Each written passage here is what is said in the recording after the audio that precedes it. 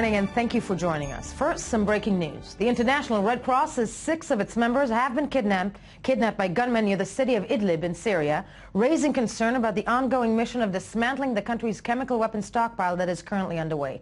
We are joined in studio by the Director of the Arms Control and Regional Security Program at the INSS, Dr. Emily Landau. Emily, good morning to you. Good morning. Okay, I think when we hear news like that, 6 Red Cross, clearly, this is an organization that's not there to hurt anybody. Kidnapped. How does that reflect on the, what people may say is the nearly impossible mission that the that the people who are there to dismantle the chemical weapons, in that country? What does it show us? Yeah, I think it just underscores the fact that this is a country where a civil war is raging, and there's a lot of chaos there. I think this happened in the northern part of Syria, right, in areas that are difficult to reach in any case, and I think there have been some previous cases where these kind of things have happened with different foreign workers that are coming, as you say, to do only good things in Syria. And of course, it does underscore the fact that the inspectors that will be in Syria in order to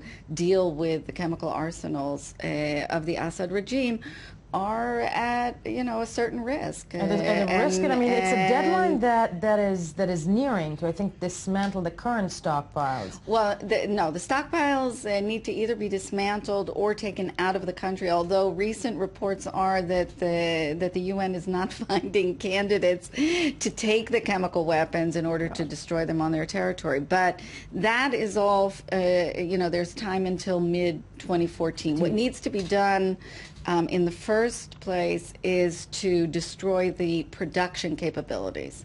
Okay, so stockpiles is for the second. Production capabilities is what they're focusing on now, although they have also made first attempts at destroying stockpiles as well, but that's not their mandate for the first period. But the inspectors are, in a certain amount of danger. I think there was already an attack near their hotel or something. And as you said, it reminds us that they're working in a country that is going through civil war.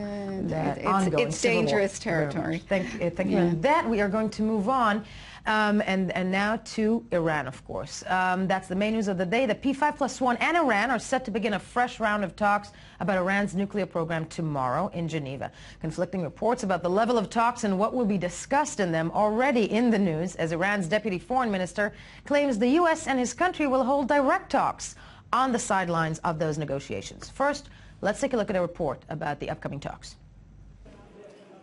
All eyes are set on Geneva, Switzerland, where next week officials from the P5+1 countries are scheduled to meet with Iranian Foreign Minister Jawad Zarif. The P5+1, a group formed 7 years ago to advance diplomatic efforts with Iran over its nuclear program, is made up of the 5 permanent members of the UN Security Council, the United States, Russia, China, England and France, joined by Germany. The latest developments in Iran's foreign policy, with President Rouhani's so-called charm offensive during the UN General Assembly, are raising hopes for a potential breakthrough in the talks. But with nothing official yet on the table, perhaps the world would do better to hold the proverbial horses. Or as Zarif put it in a recent tweet, "We will present our views as agreed. In Geneva, not before. No rush, no speculations, please. Of course, if you can help it." Jawad Zarif, the Iranian foreign minister, a genius the Twitter master. Emily, that said, also the deputy foreign minister of Iran yesterday said that Iran giving up its right to enrich uranium completely was not an option, and that's how they're entering the talks. Did those talks even stand a chance in that respect?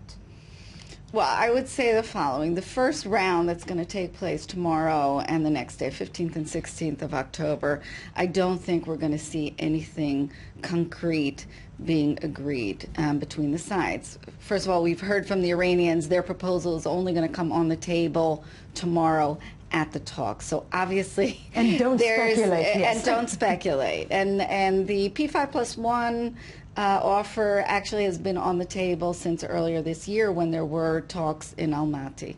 So that proposal is there. They're going to come with their proposal. It's a new negotiating team. They're going to say, well, we need to, examine your proposal. The other side's going to say, we need to examine your proposal. And we're going to hear a lot about that. And probably we'll hear in the media that, things are moving in a constructive manner, but there will be no real meat on that epithet. And therefore, probably the most that will be achieved is to set a meeting perhaps for, as they did in the previous round in 2012, at the technical expert level. They'll set a new meeting maybe for next month or something like that. I'm just guessing on the basis of what we know in the past. Vote so well. And they'll say, we'll meet at the technical level. We have to examine the different proposals, et cetera, et cetera. But what we're hearing from Iran is more what they're not willing to do than what they are willing to do. They're not willing to stop uranium enrichment.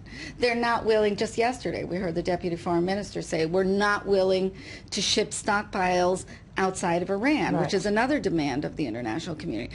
We're willing to talk maybe about levels of enrichment, and they're not really willing to talk about Fordow either. And I think we need to also keep in mind that this whole issue of the 20% enriched uranium at this point is less relevant than it was even just a year ago because of these new generation centrifuges that have already been installed in Natanz. We know this from the latest IAEA report that was just released in late August.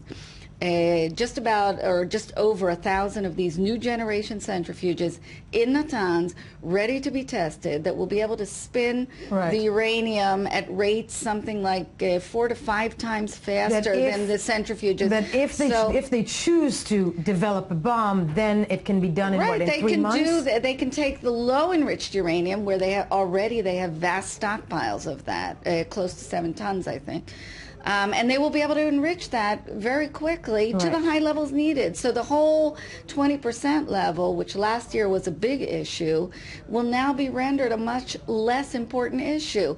Iran is always willing to say that they might be willing to talk about those aspects of the program that are least important to their goal of creating a military capability. Let's take a look at that tweet that Iranian Foreign Minister yesterday tweeted, again, the master of tweeting from Iran, where he says, we will present our views as agreed in Geneva, not before, no rush, no speculations, please, of course, unless if you can help it. That said, there have been reports that they are forming some sort of a new plan, some sort of a package that will appease the West. What can appease the West? Well, this is what I'm saying. We're hearing more about what they're not willing to do than what they are willing to do. What they said is they're willing to perhaps talk about levels and amounts of enriched uranium. But what does that mean to talk about amounts of enriched uranium if they're not willing to take stockpiles outside of Iran? Does that mean that the stockpile will remain and they're willing to talk about, how much more they will enrich? Rouhani has been very clear about saying no suspension of uranium enrichment. They're very focused on getting the agreement of the international community to respect their right to enrich uranium, which of course they have no inalienable right to enrich uranium. It doesn't come from God. It comes from the NPT. And if you're working on a military program, you don't have that right anymore. And therefore this whole issue is something for them obviously very, very important.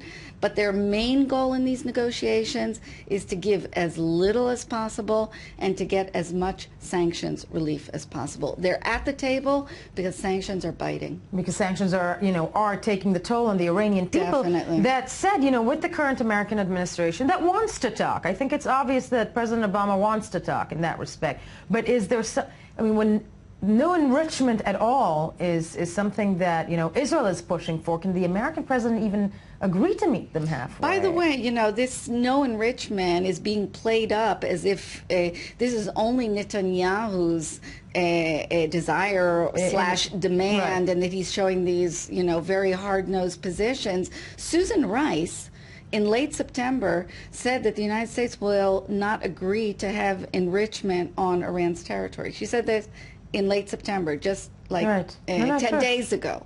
So it's not only Netanyahu that's saying this. The United States is saying this as well, or parts of the administration are saying this.